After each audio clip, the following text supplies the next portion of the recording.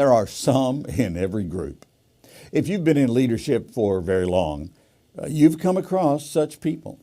In West Texas, they refer to them as againers.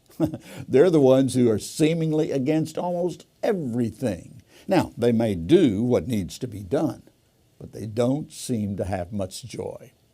If you're not careful, people like this can derail the job if we as leaders don't handle them with love and understanding. By the way, people like this are nothing new. You actually find them in the Bible. They're part of this group. As I read through the Bible each year, I try to read all the verses, including the ones of genealogy and the list of names of people. While it sometimes feels tedious, I'm often rewarded with interesting passages. Recently, I've been reading Nehemiah and his account of rebuilding the walls of Jerusalem. There is so much to learn about leadership from this Old Testament book. The people in Jerusalem worked on the wall, often right in front of their homes and often in groups. Well, as Nehemiah was listing the workers, he said this about one group. Next were the people from Tekoa, though their leaders refused to work with the construction supervisors. Sounds like up-to-date days, doesn't it?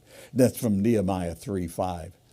I don't know what the problem was with the leaders from Tekoa, but there was something between them and those that Nehemiah had chosen to be supervisors. They just didn't see eye to eye.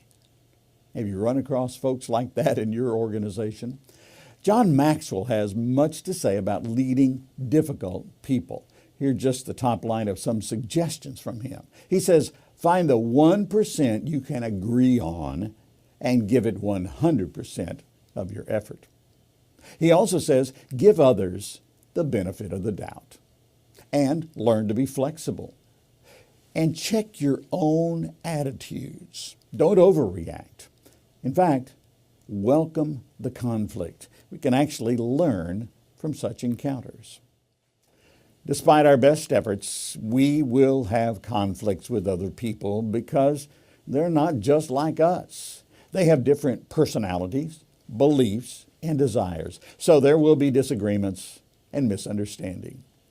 In the end, by the way, these people from Tekoa still did the work of rebuilding the wall in Jerusalem. In fact, later in the same chapter, we read that these folks still helped accomplish the critical task before them. It says, then came the people of Tekoa who repaired other sections across from the great projecting tower and over the wall of Ophel.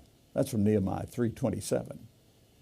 Yes, we may encounter folks who grumble and complain, but when the cause is right and the overall vision and importance are shared, even those people will do the right thing. Challenging? Yes. But God's eternal work is worth going the extra mile as a leader and keeping your people on task for the glory of the Lord and for accomplishing His purpose. Learn how you can be a part of this global ministry by visiting our website, MEDIALLIANCE.net. And help us grow the impact of these videos by liking, subscribing, and sharing them. Thanks, and God's best.